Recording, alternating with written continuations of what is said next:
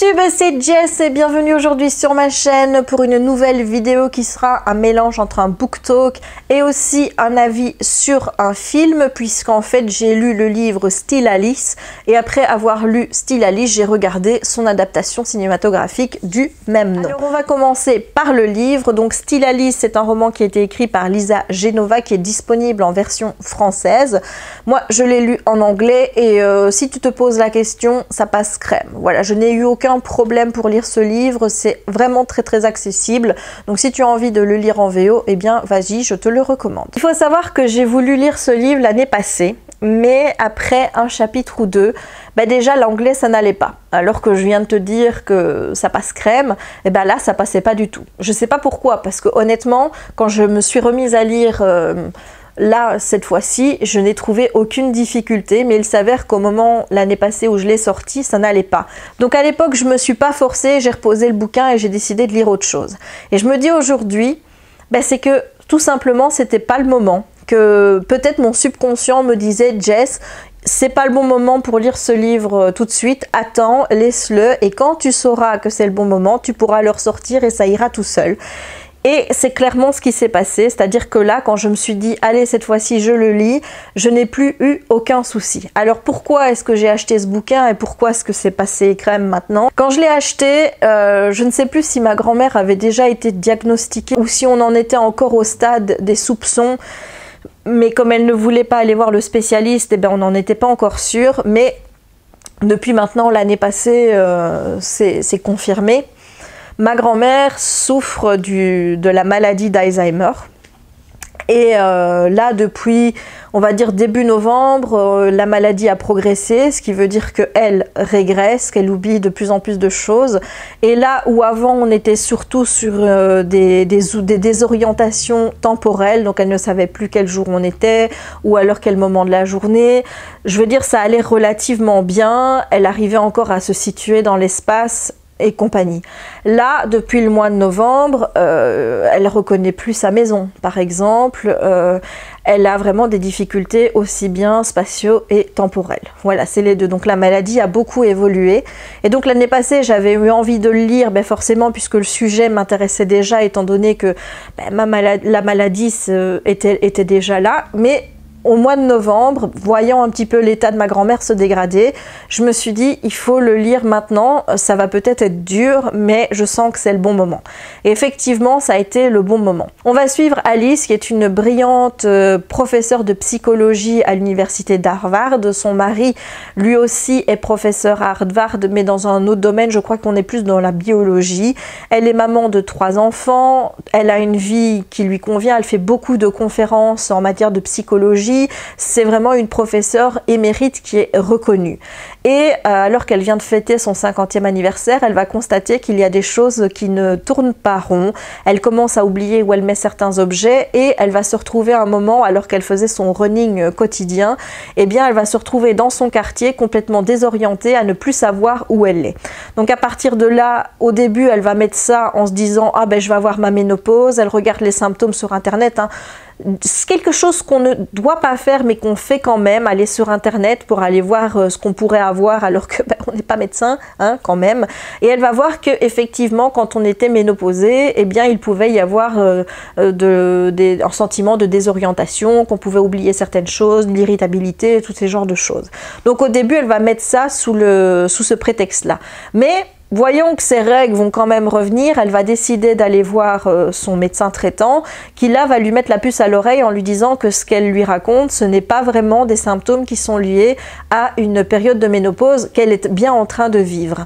Donc elle va décider d'aller voir un neurologue qui va lui faire passer des tests et là, le diagnostic va tomber. Elle souffre d'une forme d'Alzheimer assez précoce qui en plus est héréditaire. Donc là, elle va comprendre que à l'âge de 50 ans, sa vie ne va plus ne va plus être la même, qu'elle va de plus en plus oublier des choses, mais qu'en plus, étant donné que c'est une branche assez spécifique d'Alzheimer qui est héréditaire, qu'elle a pu transmettre le syndrome ou la maladie à ses enfants. C'est déjà difficile pour Alice d'accepter qu'elle souffre d'Alzheimer à un âge aussi jeune, mais en plus de savoir qu'elle a pu transmettre cette saloperie à ses enfants, c'est vraiment insupportable. Et donc, eh bien, pendant tout le récit, on va suivre un petit peu Alice au fur et à mesure de l'avancement de la maladie, qui va être par moments beaucoup plus rapide. J'ai complètement adoré cette histoire, c'est-à-dire que je retrouvais évidemment la situation que je vivais avec ma grand-mère, et c'est vrai que je ne cherchais pas des réponses en lisant ce livre, je cherchais des manières d'appréhender les choses. Il faut savoir que ce soit moi ou même mon papa, on n'est pas du tout armé pour faire face à cet Alzheimer. On n'est pas très patient, je le reconnais. Et il y a des situations qui sont extrêmement difficiles à vivre. Je constate cependant une chose, c'est que plus la maladie avance, et moi en tout cas, je ne peux parler que pour moi ici, plus j'essaye de faire preuve de patience avec elle, de compréhension, même si parfois ça reste difficile. Il y a des jours qui se passent très bien et il y a des jours où c'est vraiment la catastrophe. Et donc de voir des situations qui sont vécues par Alice et que je vis avec ma grand-mère, j'y ai trouvé un certain réconfort de voir que on n'est pas seul en fait. Je sais qu'il existe des groupes de soutien pour les proches de la famille de personnes souffrant d'Alzheimer, mais honnêtement, moi qui n'aime pas me mêler avec les autres, je me vois mal aller parler de ça avec des étrangers, alors qu'avec toi j'y arrive sans problème. Mais voilà, les groupes de soutien c'est vraiment pas fait pour moi, donc ni pour ma famille d'ailleurs, donc on se retrouve assez démunis par rapport à certaines situations. On ne sait pas toujours comment réagir par rapport à certaines choses qu'elle nous dit. Là notamment dans le bouquin vous avez une situation où elle demande où est sa mère et où est sa sœur, et là sa fille lui dit mais enfin maman, tu sais bien qu'elles sont mortes depuis des années, et là elle va se mettre à pleurer, et comment est-ce qu'ils ont pu me cacher ça, et on voit vraiment comment elle vit les choses, et on se rend compte que quand une personne qui souffre d'Alzheimer vous demande où est telle personne, c'est pas bon de lui balancer comme ça, ben, tu sais bien qu'elle est morte. Donc c'est des situations qui sont extrêmement difficiles à gérer. Il y a également les premières fois où elle ne reconnaît pas sa fille, notamment sa fille cadette, alors qu'elle venait d'aller voir son spectacle. À la fin du spectacle, elle va la féliciter, mais on sent très bien, et même sa fille le ressent, qu'elle ne sait pas qui elle est, qu'elle la prend pour une actrice en lui disant mais vous venez souvent par ici, vous allez vous produire ailleurs, alors que c'est sa fille. Ça m'est arrivé il y a 2-3 semaines d'ici, où j'étais à la caisse dans le magasin de mes parents avec ma soeur, et ma grand-mère était là, je ne sais plus de quoi on discutait, et puis à un moment elle me vouvoie. Et là, je me suis bloquée, je me dis, mais pourquoi tu me dis vous? Mais tu me reconnais ou bien elle m'a dit, mais non, madame, je ne sais pas qui vous êtes, je ne vous reconnais pas. Et ça a été dur. Voilà, ça a été extrêmement dur. J'avais fait quelques Insta Stories parce que là, j'avais besoin d'en parler. Ça a été très, très dur à encaisser. C'est la première fois qu'elle ne me reconnaissait pas.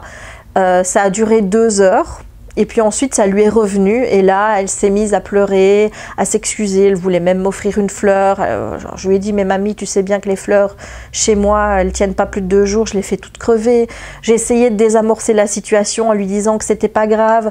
Elle a pleuré, je l'ai laissé pleurer sur mes épaules. Enfin voilà, j'essaye d'être plus compréhensive, plus dans la douceur et pas dans la confrontation, même si parfois c'est très très difficile, parce que quand elle vous dit certaines choses, parfois ça peut être méchant, et ça on le voit aussi avec Alice. À un moment elle va dire à sa fille mais je te déteste, je te hais. Il y a des paroles comme ça qui sont blessantes. Je dis pas que ma grand-mère nous a dit ça, mais voilà, il y a des paroles qu'elle dit qui peuvent être aussi blessantes que ça.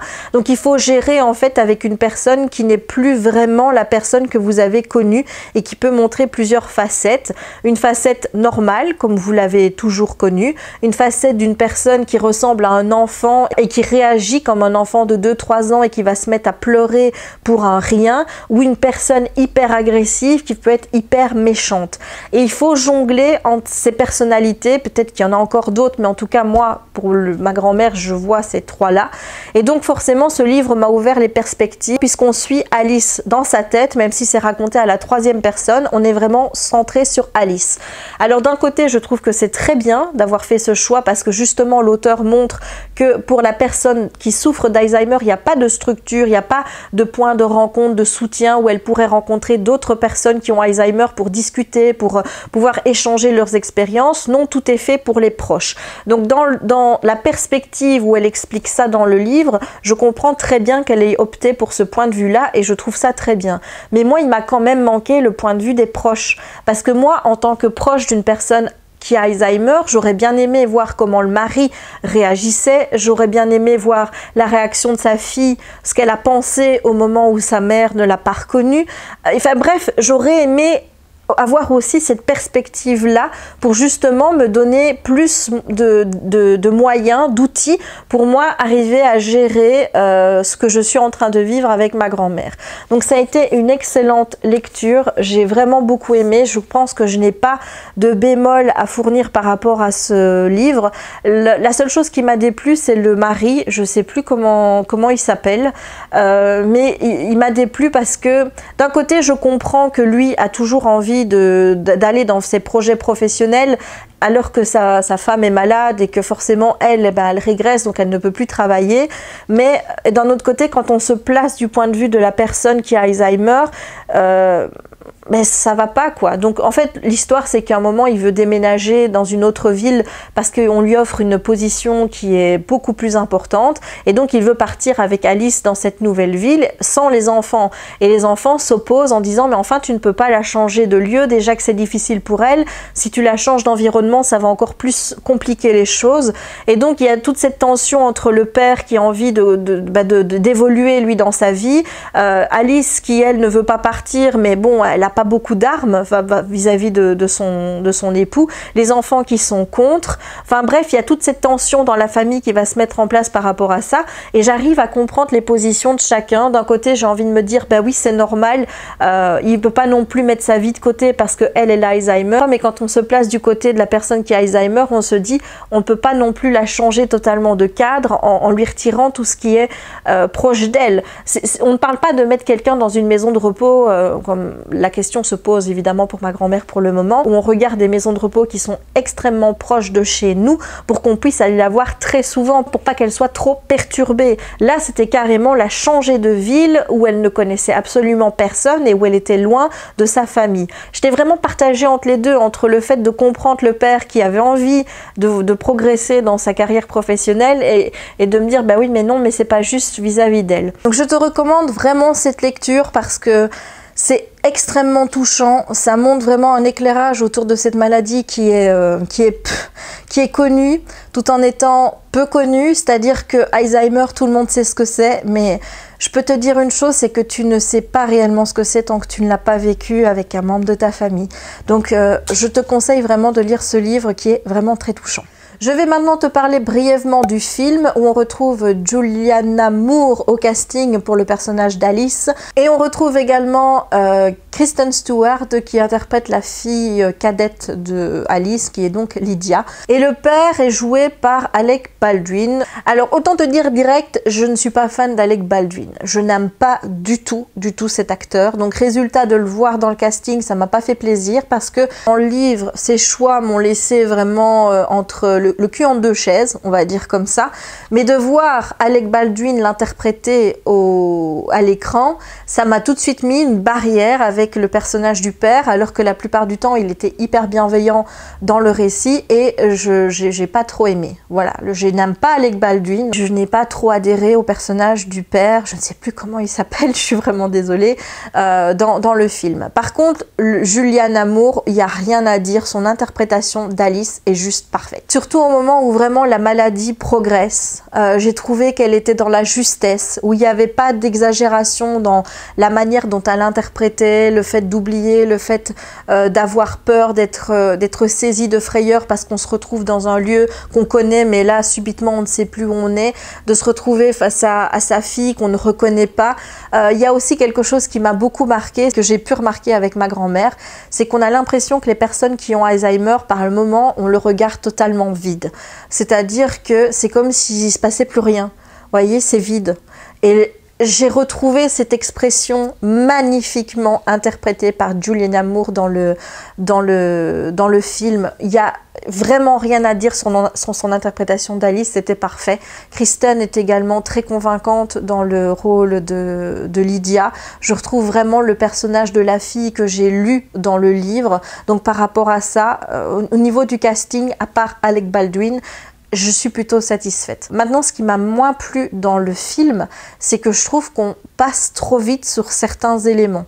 Déjà, la maladie évolue très vite dans le livre, mais alors j'ai trouvé qu'elle évoluait encore plus rapidement dans le film et qu'on passait certaines choses qui étaient dans le bouquin, on passait dessus complètement, alors que c'était des choses qui étaient essentielles. Je vais te donner un exemple concret, c'est qu'à un moment donné, quand Alice s'aperçoit qu'il y a des structures qui sont mises en place pour aider les proches de personnes souffrant d'Alzheimer, elle va se rendre compte que pour les personnes elles-mêmes qui souffrent de la maladie, il n'y a rien, il n'y a pas de groupe de soutien, on n'organise rien à ce niveau-là et elle va prendre les devants pour organiser des réunions avec des gens qu'elle va pouvoir contacter qui souffrent également de la maladie d'Alzheimer. Ils vont se rencontrer pour pouvoir parler et s'aider entre eux. Et je trouvais ça essentiel que ce point soit repris dans le film, parce que ça montre à quel point, même malade, Alice reste connectée, reste active et impliquée pour essayer de faire quelque chose et surtout pour être mobilisée et ne pas se laisser aller juste comme ça en disant bon j'ai la maladie d'Alzheimer, je ne peux rien y faire, voilà. Non, elle essaye d'avoir des rencontres, elle met en place des petites choses pour essayer de retenir des éléments et rester le plus indépendante le plus longtemps possible, et ça j'ai trouvé que c'était vachement moins mis en avant dans le film que dans le livre, sans compter que la partie où elle va organiser ces petites réunions, où elle va entrer en contact avec d'autres personnes qui souffrent du même cas qu'Alzheimer qu'elle, donc la forme précoce, tout ça, on l'a baqué, on n'en a pas tenu compte, et moi je trouvais ça hyper important. Donc du coup, même si j'ai aimé le film, même si j'ai eu la larme à l'œil à plusieurs reprises, et chose qui est rare, j'ai vu mon chéri avoir la larme à l'œil pendant le film. Lui qui se moque toujours de moi quand je pleure, quand je regarde un film, là il avait les yeux tout humides, et voilà, ça m'a touchée de le voir aussi touché que moi par cette histoire. Donc le film est très bien en soi, mais il lui manque des choses, il n'est pas complet par rapport au livre, et c'est ça qui m'a manqué. Il y a des scènes qui manquaient, il y a des choses qui allaient trop vite, et c'est ça qui m'a déplu en fait, voilà. Mais sinon ça reste une excellente adaptation. Si tu me demandes par exemple est-ce que c'est mieux de lire le livre ou de voir le film, honnêtement direct je te réponds il faut lire le livre, parce que le livre est beaucoup mieux construit et beaucoup plus complet. Ce que j'ai aussi aimé dans le bouquin, ça j'ai oublié de te le dire, dans l'édition que j'ai, donc celle-ci en anglais, c'est qu'à la fin il y a des questions qui sont posées. Si par exemple on fait un club de lecture autour de ce livre pour avoir des sujets de conversation, des thèmes à aborder par rapport à la maladie d'Alzheimer, et j'ai trouvé ça plutôt intéressant. Bon, malheureusement moi j'ai pas de club de lecture et je n'ai pas fait de live par rapport à ce livre, donc je ne vais pas pouvoir les mettre en application, mais j'ai trouvé ça très intéressant d'avoir ce côté club de lecture qui était mis en avant à la fin du livre. Il y a également un interview de Lisa Genova, donc l'auteur. On lui pose des questions de pourquoi elle a voulu aborder ce thème. Voilà, encore une fois, ce sont des choses qui sont très intéressantes de trouver à la fin d'un bouquin. Voilà, et bien ça y est, je pense t'avoir tout dit. C'est une vidéo qui n'a pas été facile à tourner pour moi.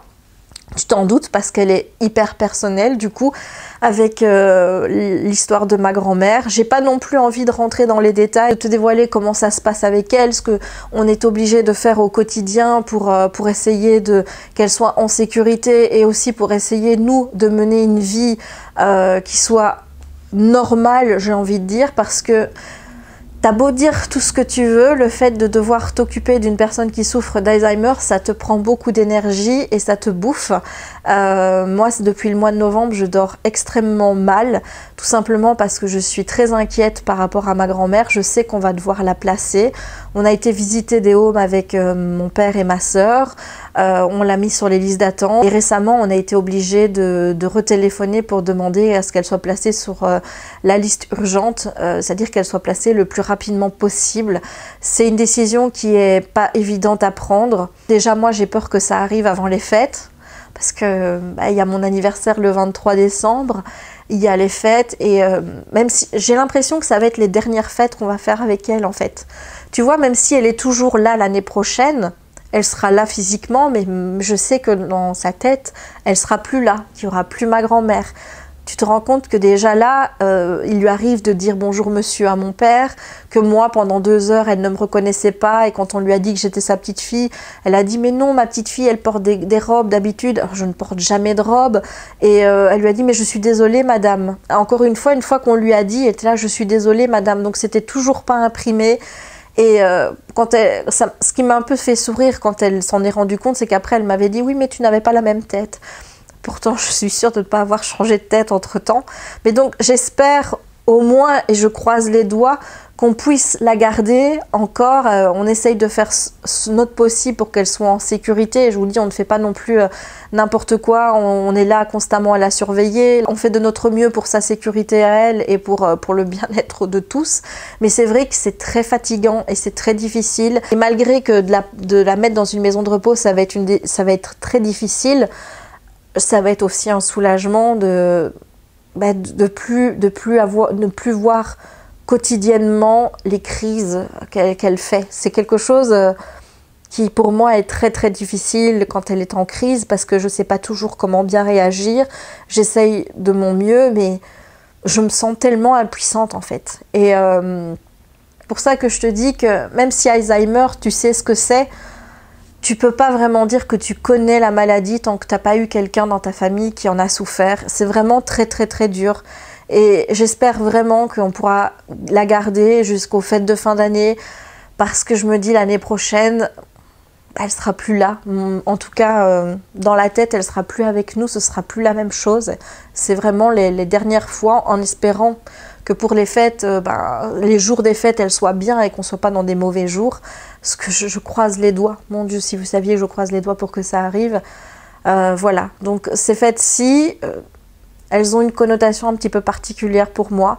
J'ai envie de les fêter à fond. C'est pour ça que je suis aussi à fond sur la période de Noël. C'est parce que j'ai envie de profiter de ces fêtes avec ma grand-mère, et parce que je sais que début d'année prochaine, on va devoir la mettre dans une maison de repos en espérant que ça n'arrive pas avant, et ça va être très difficile à vivre pour nous, ça va pas être facile, mais d'un autre côté ça va être aussi un soulagement, parce que c'est pas évident tous les jours de s'occuper d'une personne qui souffre de cette maladie.